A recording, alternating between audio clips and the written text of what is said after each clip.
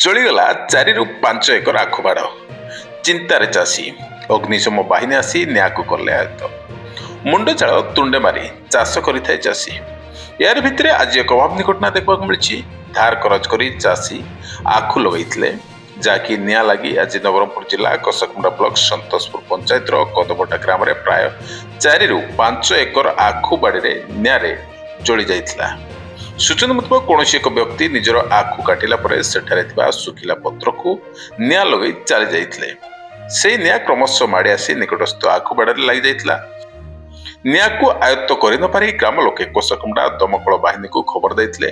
ଖବର ପାଇ ଦମକଳ ବାହିନୀର ଟିମ୍ ଆସିଥିଲେ, କିନ୍ତୁ ଦୁର୍ଭାଗ୍ୟର ବିଷୟ ସେଠାରେ ଦମକଳ ଗାଡ଼ି ଯିବା ପାଇଁ ରାସ୍ତା ନଥିବା କାରଣ ହେତୁ ଗାଁ ମୁଣ୍ଡରେ ଅଧାରେ ଅଟକି ଯାଇଥିଲା ଦମକଳ ଗାଡ଼ି। କିନ୍ତୁ ଅଗ୍ନିଶମ କର୍ମଚାରୀଙ୍କ ଉପସ୍ଥିତି ବୃଦ୍ଧି ଫଳରେ ନିଆଁ ବ୍ୟାପି ପାରିନଥିଲା।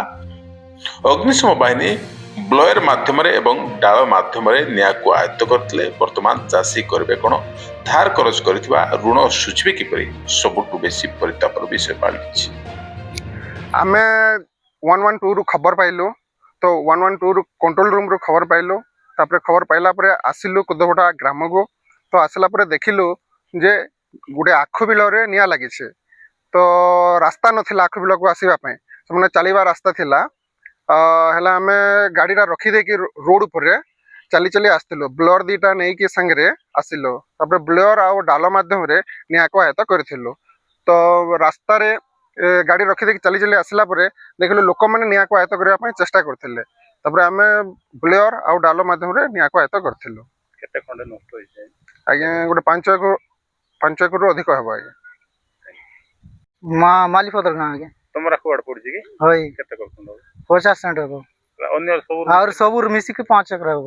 5 ଏକର ଖଣ୍ଡ। ହଇ ଆଚ୍ଛା, କେମିତି କରି ନିଆଁ ଲାଗଲା? କେମିତି କଣ? କେମିତି ଯେ ଲୋକମାନେ ତ କହିଲେ ସେ ଲଗାଇଲା ବୋଲି ଅନ୍ୟ ବାଡ଼ିରେ ଏ କୋଦା ବାଟ ରଖା ଗୋଦା ବାଟର ହଇ ଲଗାଇଲାରୁ ଏଠି ନିଆଁ ଲାଗଲା। ହଇ ତାପରେ ଆମକୁ ଏବେ ଦେବାର ଅଛି ନା ସେଇଟା ଆଜ୍ଞା ଆମକୁ ଜଣାଇଲେ ରାଇଲେ ଆଜ୍ଞା। ହଁ ଆଜ୍ଞା ମାନେ ଆସିଲେ ଲିଭାଇଲେ କଣ କହୁଛ ଏବେ? ଆମକୁ ସେଇଟା ଭରବାର ଅଛି ଆଜ୍ଞା। ଆମେ ବେଶୀ ପେଲି ପାରବାର ନାହିଁ। ପଇସା ଡାବୁ ଦେବ ଆମକୁ। କେ ଡାଉଟ ସେ ପାଏ ତ ନିଆଁ ଲଗାଉ ଏକା ଦେଇଛି। ତାକୁ ଜାଣିଲଣି କି? ଜାଣିଲେ ଆମେ କଦବଟା କଣ ହେଇଛି? କେମିତି ଲାଗଲା? ସେମାନେ ନିଜେ ଚାପି ଦେଲେ ଆଜ୍ଞା। ଆଖୁ ବାଡ଼ିକି ତାଙ୍କର ସରିଯାଇଛି ନାଇଁ ତାଙ୍କରଟା। ସେମାନେ ଲିଭାଇ ପାରିଲେ ନାହିଁ। ତାପରେ ପବନ ବାହାରିଲା ଏଇ ବାଟ। କେତେ ପରା 1 ଏକର ଅଛି ଆମର। ସବୁ ହୋଇଥିବ 5 ଏକର ଖଣ୍ଡେ ପଡ଼ିଥିବ। ସେଟା ଗୁଡ଼ ହବ ନାହିଁ? ସେଟା ହବ ନାହିଁ ଆଜ୍ଞା। କଣ ଆମ ପାଇଁ ତ ପଇସା ଦେବାର ଅଛି ସେମାନେ।